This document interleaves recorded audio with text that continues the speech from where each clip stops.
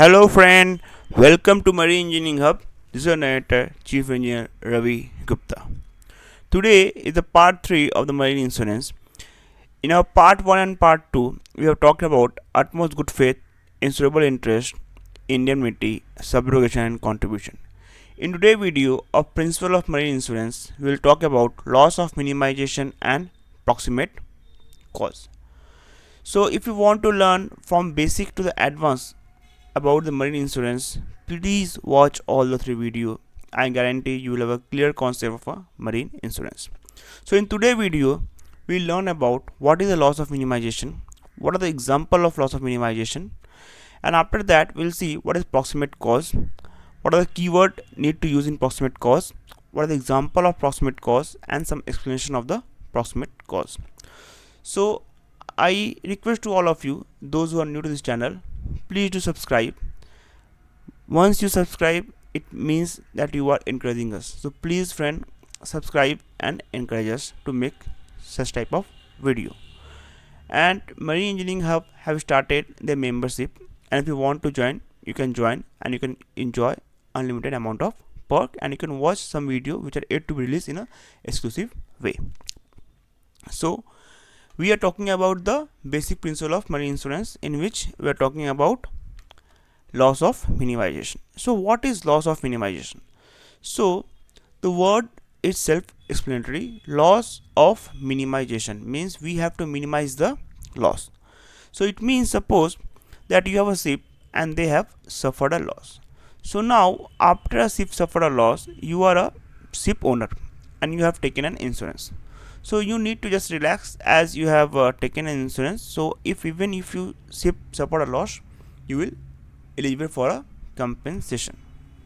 If you think like that, it means that you will not get any compensation, you will get zero compensation, because you are thinking against the principle of marine insurance. In the principle of marine insurance comes loss of minimization. If you want a compensation in a marine insurance, you have to follow all the principle. So what is the loss of minimization? It say that insured must always try to minimize loss of insured property in case of uncertain event. It means to say that even if you suffered a loss, your actions should be such that you can minimize this loss. Even if you are insured, your actions should be such that you can minimize the loss. So in case of uncertain event like fire outbreak or explosion, the insured must take all the possible measure and necessary step to control and reduce the loss in such a scenario. It means that what they are going to say, that even there is a fire outbreak, your actions should be such that you should take all possible measure and necessary step to control and reduce the loss. Just because someone has marine insurance policy, it doesn't mean that they can act carelessly. It means that you cannot act carelessness. You cannot be ignorant. Even if you have marine insurance, you have to act promptly to reduce the loss. It is necessary for the policyholder to take all the steps to curtail and minimize the loss. The policyholder must not behave irresponsibly during an accident just because the property is insured under marine insurance. So it clearly say that your actions should not be irresponsible, and you should behave in such a way that you can take all possible measure and necessary steps to reduce the loss. So these are the keywords. So I hope you understand what is loss of minimization. Now let take example. Consider a fire on board which is insured for 15 million USD. Now suppose you have a ship and they have suffered a fire on board. The ship's staff actions should be what? They should try and extinguish the fire and should restrict the damage, and just not try and lower the lifeboat and go out of the ship. It means that if your ship suffer a loss due to fire, your ship staff actions should be first to reduce the loss, to minimize the loss, to prevent the damage. Your ship staff actions should not be that you have got a fire on board, just take the lifeboat and lower it and go away because the ship is insured, so I will get the insurance. No, Your first action should be prevent, reduce, minimize. If it is out of control, then you can go out. Okay. Now, let's see second example. Just because someone has a marine insurance policy, it doesn't mean the person can act irresponsibly. It is important for a policyholder to take essential steps to curtail and minimize the loss. Okay, so they have to take all the necessary steps to minimize the loss. Okay, now let's see what is a proximate cause. So we are coming to the fifth point of a principle of marine insurance, that is proximate cause. So what is a proximate cause? So what is the meaning of proximate cause? So proximate means nearest. Okay, so the principle of proximate cause means that when a loss is caused by more than one cause, the proximate or the nearest or the closest cause should be taken into consideration to decide the liability of the insurer.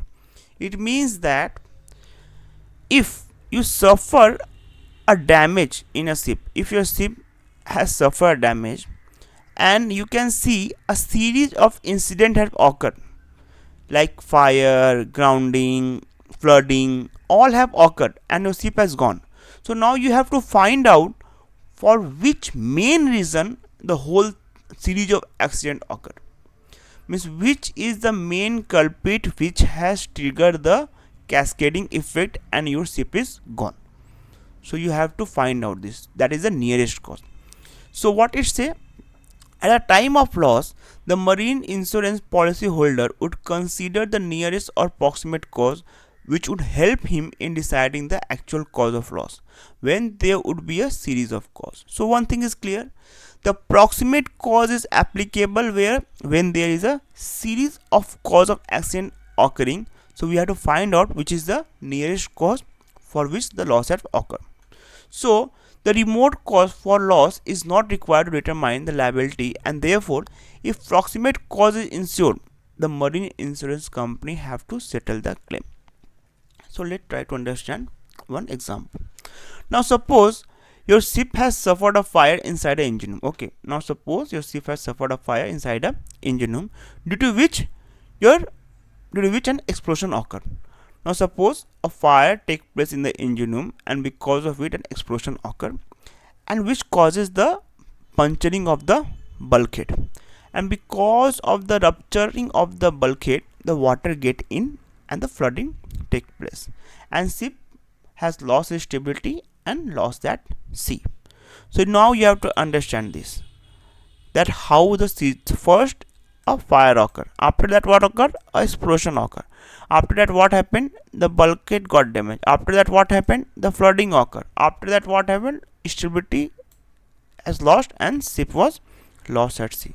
So 1 2 3 4 5 6. So 6 is the main reason which you found out because of which your ship has gone. Now you have to find out that for which main reason the whole thing happened.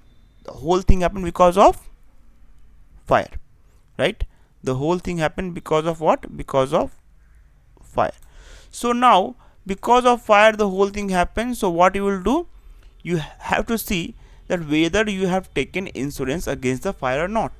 If you have not taken insurance against the fire, then you will not get a single penny for the loss. So what it say?